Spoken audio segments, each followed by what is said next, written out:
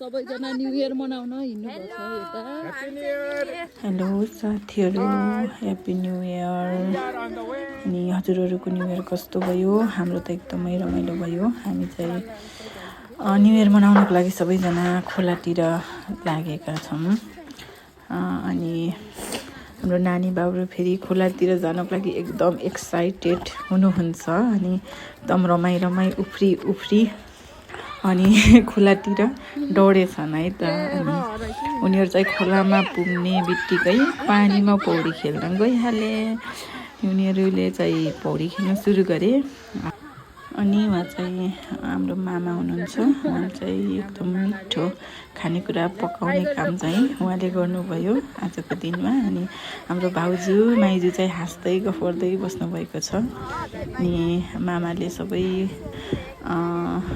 मासुहरू फ्राई गर्नुभयो, पकाउनु भयो। अनि हाम्रो उहाँ चाहिँ दाइ हुनुहुन्छ। दाइले चाहिँ मेरिनेट गर्नुभएको छ। अनि मासु पोल्नको लागि बङ्गुरको मासु। अनि मामाले चाहिँ पकाउँदै हुनुहुन्छ। यो ढुङ्गामा पोलेर खाने सपना पनि साथीहरू पुरा भयो है। हाम्रो मासु एकदम मिठो हुँदो रहेछ। यो चाहिँ मैले गरेको जस्तो मात्र गरेको है साथीहरू। लास्टै गाह्रो हुँदो रहेछ नि त, पोल्दो रहेछ। म भाकिहालेँ। यहाँ चाहिँ हाम्रो मासु पाक्दैछ।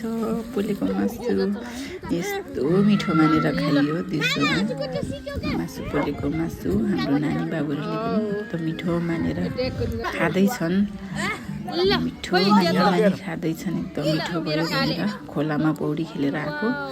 त्यसपछि मासुहरू चाहिँ खान थाले मिठो मानेर।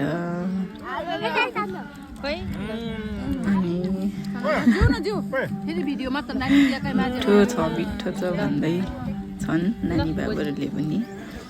अनि माइजूले नि मिठो छ भन्दै उभिएरै खाइराख्नु छ। चाहिँ सोल्टिनाको छोरा कति खुसी।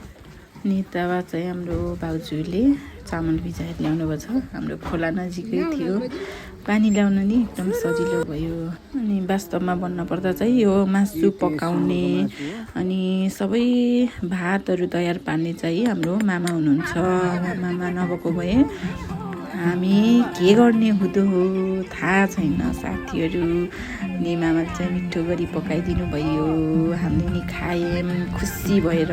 नानी बाबुले खाइसकेपछि एकदम उफ्री नाचेछन्। अनि हामीहरू चाहिँ सबैजना घर फर्क्यौँ। हाम्रो चाहिँ यसरी बित्यो दिन।